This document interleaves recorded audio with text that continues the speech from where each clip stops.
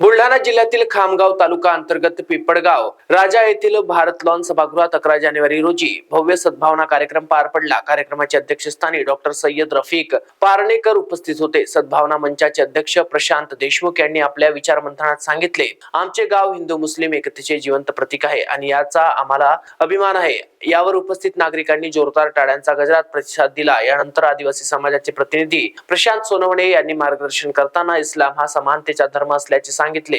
कार्यक्रमाचे प्रमुख पाहुणे गोवर्धन सिंह जळगावखा यांनी देशातील सध्या परिस्थितीवर प्रकाश टाकत सांगितले, देशात अनेक भावना आहेत, त्यात नफरत पसरवण्याचा भावनाही आहेत, परंतु हा देश वीरांचा प्रेम, ऐक्य व बंधुभावावर उभा आहे। आजही सीमा रक्षण करत सर्व धर्माचे सैनिक एकत्र राष्ट्रसेवा करीत आहेत, त्यामुळे नफरत कधीच या देशाची ओळख होऊ शकत नाही। याशिवाय वेरुळकर गुरुजी सत्यपाल महाराज यांनी समाज प्रबोधनावर मार्गदर्शन केले। पिंपळगाव राजा ठाणेदार भागवत मुडीक यांनी भाषणात सांगितले, एका घरची प्रगती म्हणजे गावाची, गावाची प्रगती म्हणजे राज्याची आणि अखेरीस देशाची प्रगती। धर्माच्या आधारावर भेदभाव न करता सर्वांनी राष्ट्रहितासाठी एकत्र यावे। ज्या देशासाठी सेवा करतो तोच खऱ्या अर्थाने सन्मानास पात्र आहे। परभणी येथील हरिभक्तपरायण धमकीती महाराज सावंत यांनी या कार्यक्रमाला दिशा देणारा ऐतिहासिक उपक्रम असे संबोधले आणि सुफी संत व महान संतांनी लोकांना जोडण्याचे, बंधुभाव वाढवण्याचे कार्य केले असल्याचे सांगितले। कार्यक्रमाचे संचालन जमाते इस्लामी हिंद जिल्हाध्यक्ष सोहेल फुरकान यांनी केले।